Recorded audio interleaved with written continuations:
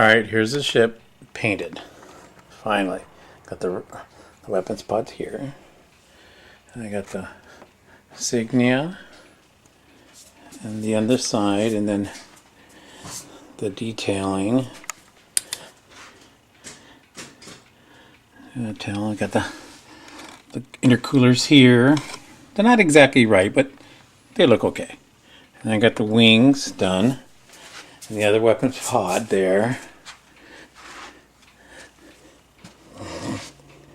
And then, so it's already starting to look like the ship. Finally. And then I got the rest of it painted on the bottom. Look, see? All that's there. That's there. Haven't completely finished that yet. I'm still working on the photon torpedo launcher.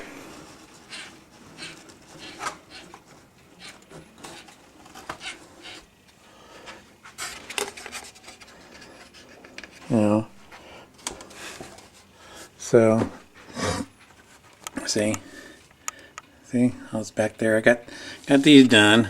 They look okay. They're not exactly perfect, but I don't expect it's going to be perfect. I still got the little piece right here to put right there. You know, I forgot what it's called, but anyway, I got that like that. So it looks like that from the side.